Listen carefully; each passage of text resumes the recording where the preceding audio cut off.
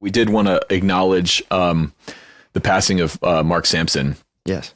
Famed amp designer and builder. You know, we all know and love the Sampson era matchless amps. And I had just met him at NAMM a few weeks ago for the first time, and I was excited to meet him through Bad Cat and through John at Bad Cat. He had come out of retirement to come work with Bad Cat to develop a whole new line of amps. And I said in our NAMM wrap-up episode, my favorite piece of gear from NAMM was the Era 50, which was the Mark Sampson Bad Cat, his updated and sort of ultimate version of the famed matchless Sampson Era DC30, HC30. So yeah, we heard last week he passed away, and it's just incredibly sad, man. He left a major footprint on this industry, and so and sadly he was not that old. So no, I think about those things a lot. I think about my own death a lot, which is probably counterintuitive, but as sad as it is, he's never really gone. Yeah, because all these things he made are still there, making music, doing the thing that he wanted them to do. And there's something so immortal about having that legacy, which is something that so few of us could ever achieve and even hope for. That there's some solace in that, that despite his loss and despite, that he's gone, he's still going to be like, his fingerprint is literally still on so many musicians' sound, which is incredible. It's one of the cool things about doing like what you do, for example. You're not just making gear, you're not just making pedals, or you're making the tools that artists use to craft their art. You're making the tools that people use to find their sound. You're making the paintbrush or the paper that people are using to find their voice and to express themselves, or you're making art that impacts culture. This was put into perspective for me years ago when remember when Jay just did the pedals, the musical thing? Yeah. Tilly and I went and were a part of that. And one of the takeaways that I got from that through Josh and his like infectious just obsession with the history of this stuff is,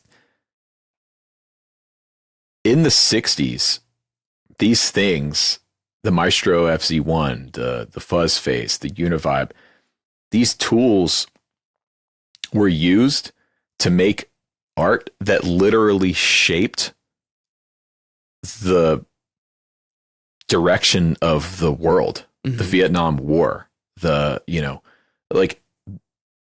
Civil Rights era. Like, all of this stuff was so heavily informed by and shaped by art and protest music and the music that was coming out of England and the US, and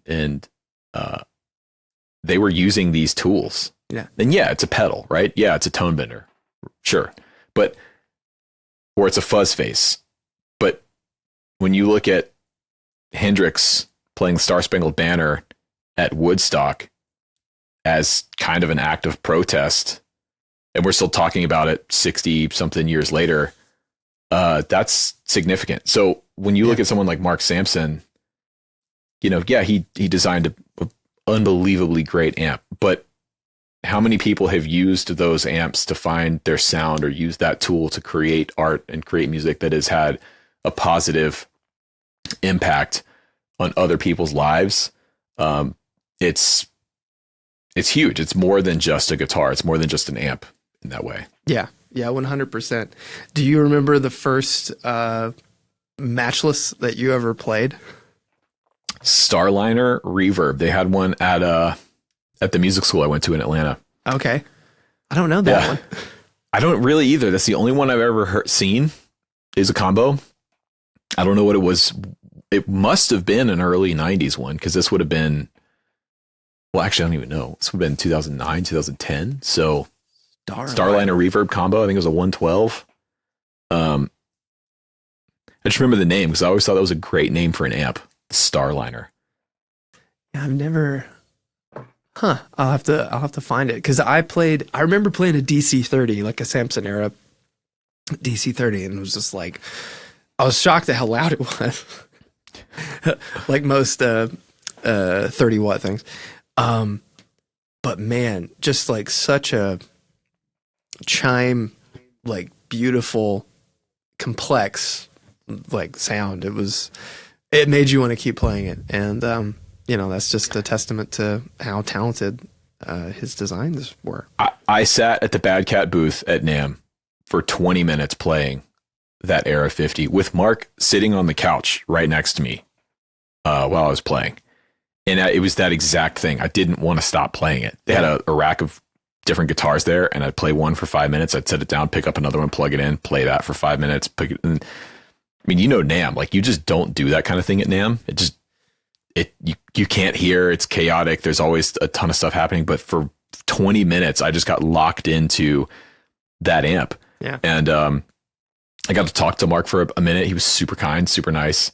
And before all this, John from Bad Cat, there's one he built for me. I think it's probably on the way. And I was already excited about having the opportunity to get my hands on that amp, but now it's going to mean something completely different. It's like, oh, this was kind of the last thing he did. And it'll be something to cherish and hold on to. It's like a story thing almost, like I met him, I got to play this amp, I got to talk to him about it right before he passed away, and so there you go.